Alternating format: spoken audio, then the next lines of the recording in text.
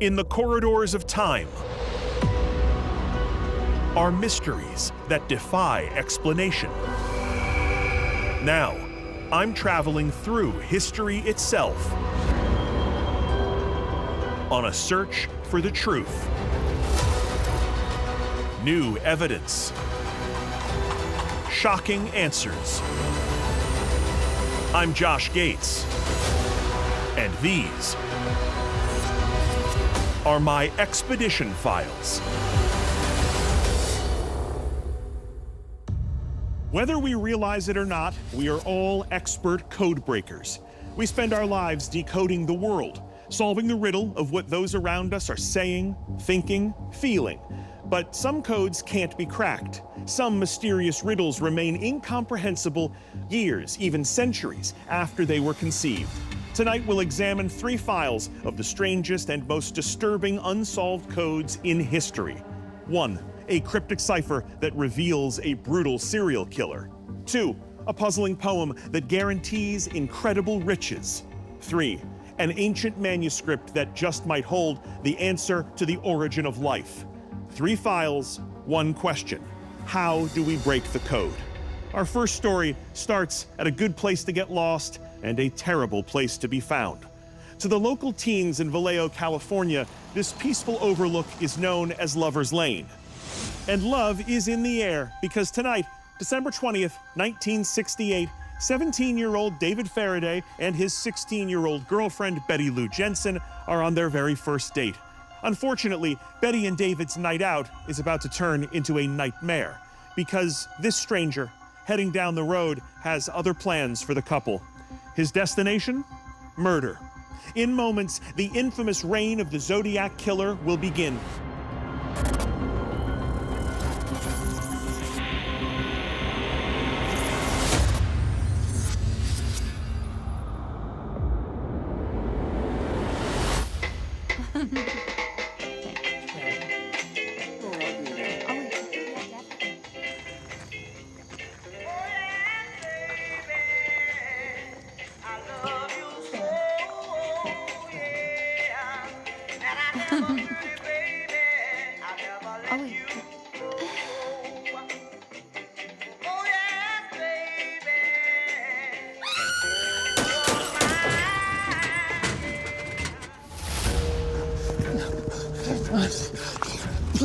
Please stop, please stop, please stop, please stop.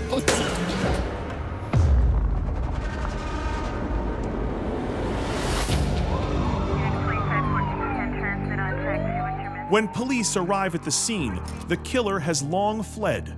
Betty and David become known as the notorious killer's first victims. The tight-knit community of Vallejo and the surrounding Bay Area is stunned by the murders. Fear quickly spreads that there's a gun-crazed maniac at large. They are not wrong. The killer will soon strike again.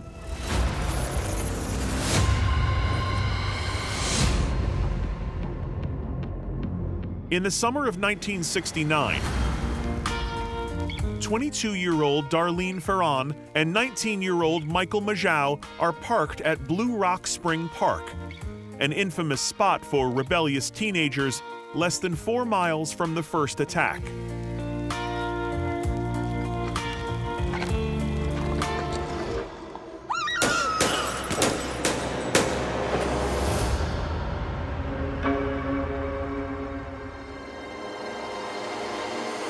But this twisted murderer is not content to let his bloody handiwork speak for itself. He wants credit where credit is due. Later that night, a police dispatcher picks up a call from a payphone in Vallejo. The caller's words are impossible for the dispatcher to ever forget.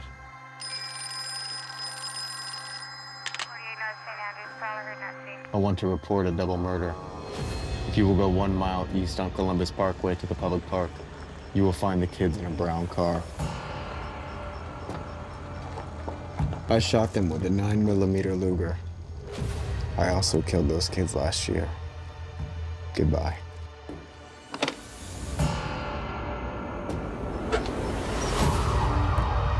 But the killer is wrong about one thing. It is not a double murder. Although Darlene Ferran tragically dies, Michael Majau miraculously survives. But his description of the killer is vague at best, saying only that he had a large face.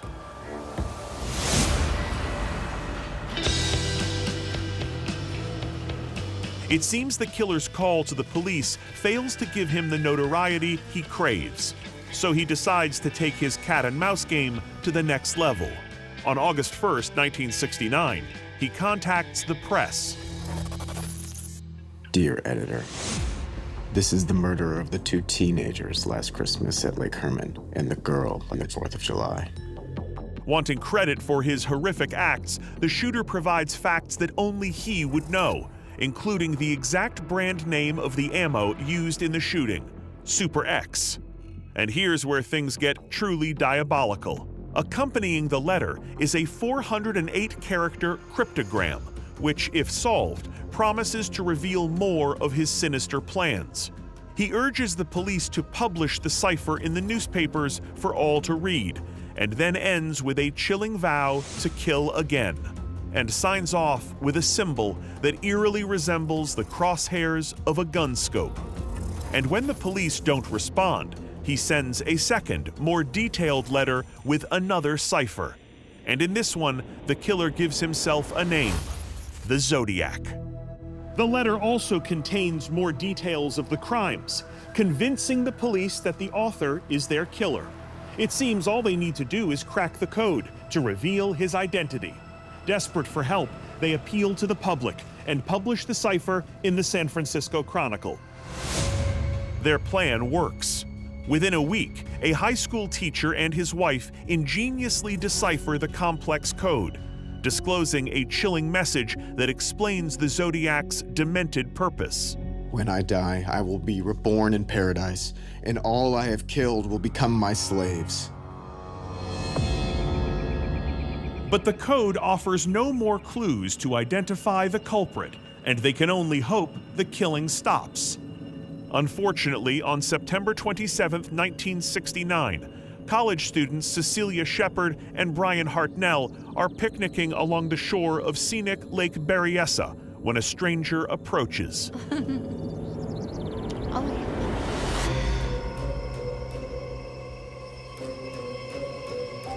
I think someone's here. Excuse me, can we help you? The man tells the couple he's a prison escapee and he needs money and their car to get to Mexico. Thinking that this is just a robbery, Cecilia and Brian comply, and he ties them up. Then, things take a terrible turn.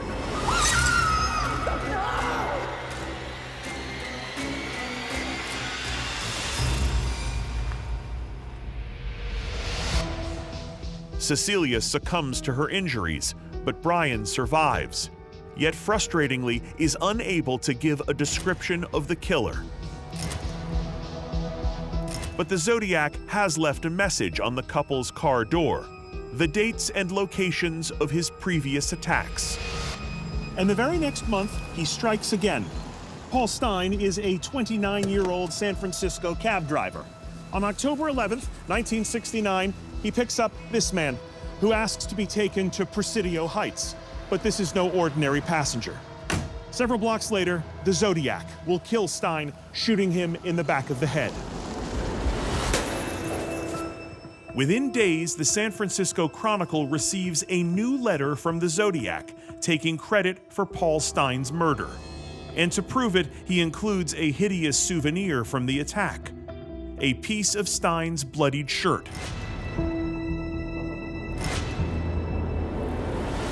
But there is one positive development. For the first time, there are multiple witnesses to one of the killings. They describe the Zodiac as a white male, approximately 25 to 30 years old, with a crew cut and heavy-rimmed glasses. A nationwide APB goes out on the killer.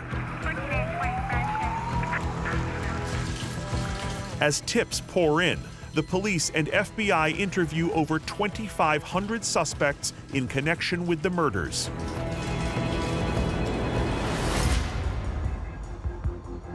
One of the most promising suspects is Arthur Lee Allen, a resident from Vallejo, where those first murders took place. Allen's neighbor had seen him pulling bloody knives from the trunk of his car on the day of the Lake Berryessa murder. And, most shocking of all, Allen even allegedly confesses to a colleague that he is the Zodiac. But when confronted by the police, Allen denies everything and claims he was joking about the confession. And as for the bloody knives, he says that it was just chicken's blood. The investigators do note an eerie coincidence, though. Allen's brand of watch is a zodiac, its signature symbol exactly matching the crosshairs used to sign the killer's letters. But after an intensive investigation, with nothing directly linking Allen to any of the crimes, the police move on. While the police desperately search for suspects, the killer's evil letters continue, threatening bombs, murders, even the slaughter of children. And these letters also contain 3 more codes to crack, including one that the Zodiac outrageously claims contains his name. And the letters continue for 6 long years. But nobody is able to crack the code of their meaning. Then comes 1974. The letters stop. And just like that, the case turns ice cold. But not closed. Far from it. In the decades since, professional and amateur investigators alike have spent untold hours puzzling over the Zodiac's 3 unsolved ciphers. If they could just be unraveled, this cruel madman could at last be identified. And now, it's finally happened. One of the codes has been cracked.